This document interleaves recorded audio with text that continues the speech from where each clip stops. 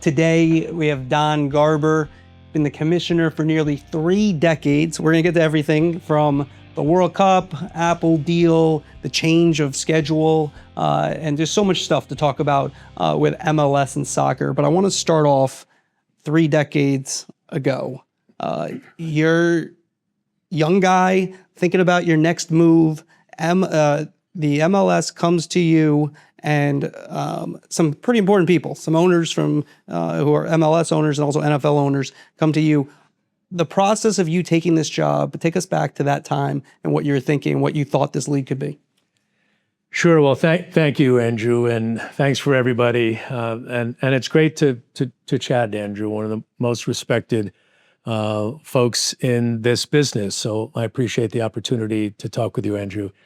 It was a long time ago, and I think at that point in my life, I was always I was at the NFL for 16 years, and I started in the early days of NFL properties when the commercialization of intellectual property in sport was just starting.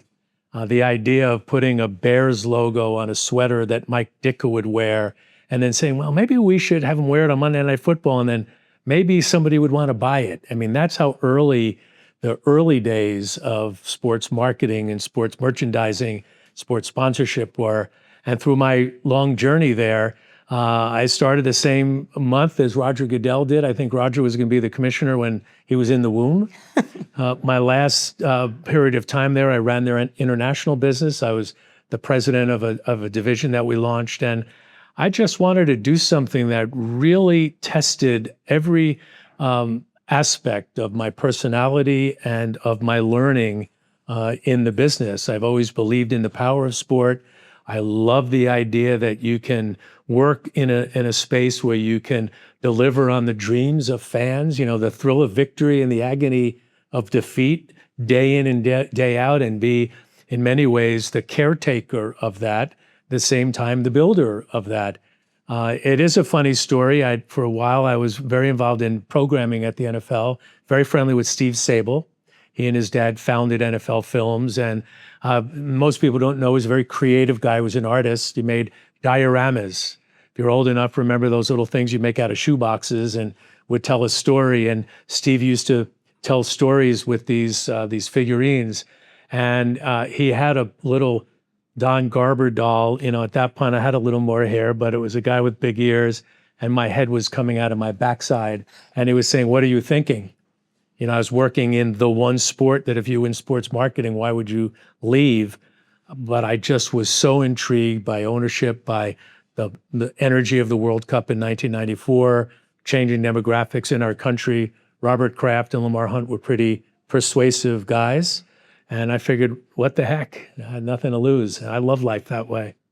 Now, 94, media environment, the World Cup. Just take us back to what did the World Cup in 94 mean for you and, in the media environment overall?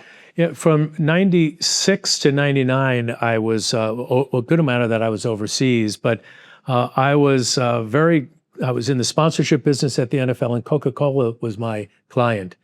And the first soccer match I ever attended was the World Cup final in 94. Wow. As a guest of Coca-Cola. And Brazil and Italy, and I'm kind of saying, man, this is pretty wild. Brazilian conga lines and outside the Rose Bowl, and I was just fascinated by the whole thing. It took me a while to learn that when America was granted, the U.S. was granted the World Cup in 94, there was no pro men's league, certainly no pro women's league. The sport was really fledgling. We could talk a little bit about where soccer media was in the mid and late 90s. And FIFA said, we'll give you the World Cup, but you got to commit to launch a Division I men's league.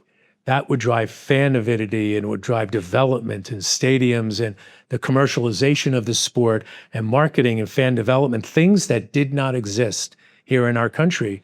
And U.S. Soccer said, sure, we'll do that. Alan Rothenberg was the head of the World Cup, and Alan left in 94, and he started MLS with $5 million loan from the corpus that was left over from the World Cup that went to the United States Soccer Foundation. And they took that $5 million and they went around the country and they met Lamar Hunt and Phil Anschutz and a bunch of other folks, and they started the league. No 94 World Cup, there's no MLS. no MLS, there's no stadiums, there's really not an American soccer culture. FIFA is not coming here and using it as a beachhead. I've noticed all the great clients you have in international football, all the work that they're doing here in the United States. None of that existed, Andrew, in '94 when the World Cup was here. None of it. FIFA could not sell the 2002 World Cup rights in English language here in the US. So I was a new young guy and I just said, well, why don't we buy it? And we went to FIFA, we bought those rights, we put them in a package.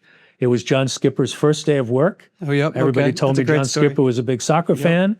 I said, I took him out to a Chinese restaurant, which I do very regularly. Said, John, good news, congratulations. And I got the World Cup, and if you want it, you got to buy MLS and US Soccer. And we sold the rights, we took the feed from FIFA, but we created a commercial engine. And that engine started lifting the water level for the sport and began sponsorship and began licensing, all things that today we just take for granted, like you take for granted in the NFL, the NBA, and NHL and Major League Baseball. And when I look back at all of that, and we'll talk about stadiums, MLS has been sort of the fuel that has driven the growth of the sport. People don't need to know that. It doesn't really matter because we are sort of at a point now where soccer is a really important property. But boy, it was very different back then. Didn't really exist as a product. Yeah, like I grew up, I was born in the mid 70s, and the idea, I feel like if I grew up now, I think maybe I would have been a soccer writer. And even actually at ESPN, when I was covering the Yankees, I had a couple conversations about trying to transition and becoming a soccer writer. So I could have been more of a nuisance. One of those. Yeah. Oh my. But it never happened. So anyways, but that change, like that wasn't accessible. Like, so the ESPN deal, what did that do for you?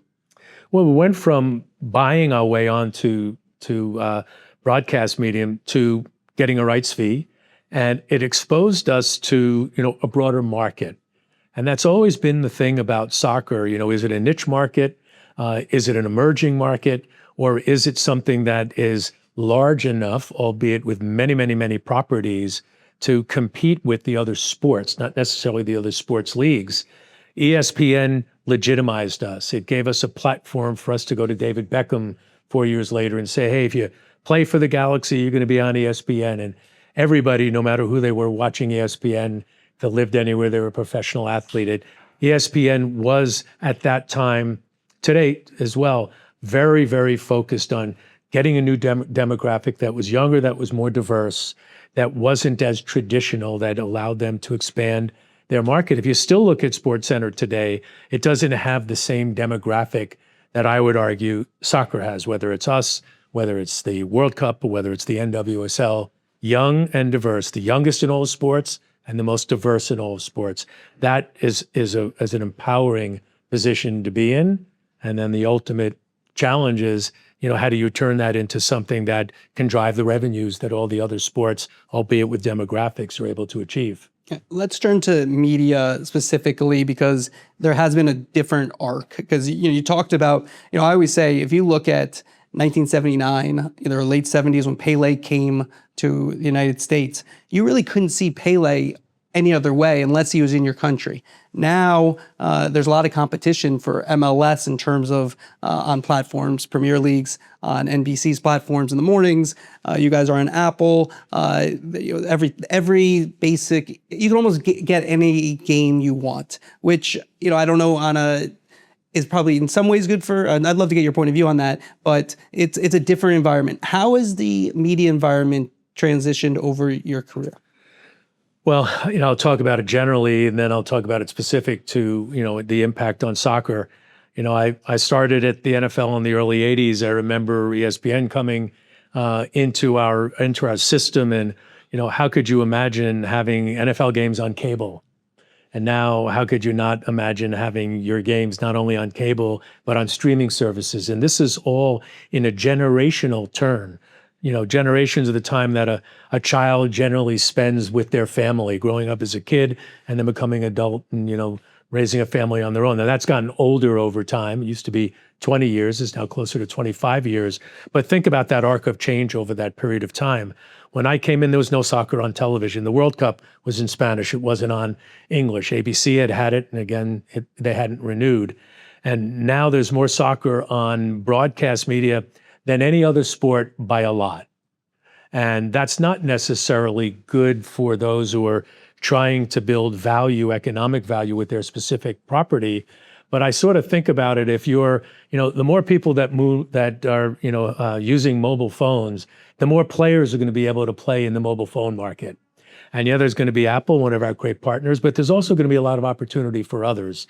What we needed to do is to raise the water level for the sport, try to have the most boats on the rising tide, and then where we are now, try to deliver a product that is must have.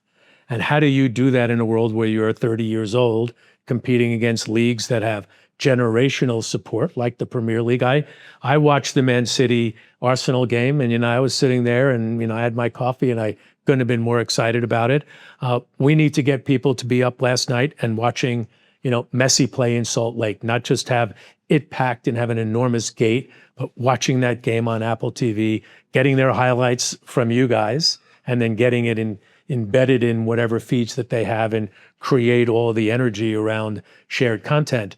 It is harder. It is harder for us. But listen, when I took this job, it was hard. Yep. And I will say after 27 years, it's probably as hard today as it was back then. It's a little more fun. There's a little more opportunity. When we break ground in New York City, think about that. When was the last stadium built in New York?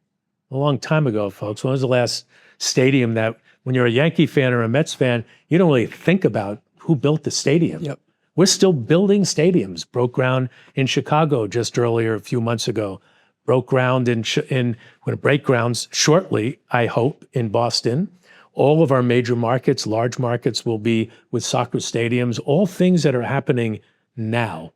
And that's what we hope will give us the ability to go from a great fan experience in stadium to turn that into a shared experience via whatever platform you're going to look at.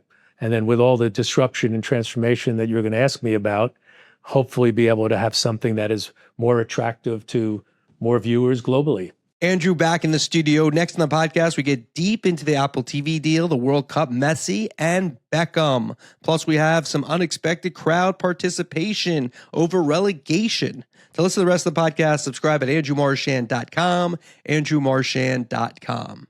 But it all ties in. And when we're to work into the media, I'm curious to know what your answer is. If there was a moment in time where the league kind of took a step up, I would say David Beckham would be the one that where the league it changed what you guys were doing a little bit in terms of somewhat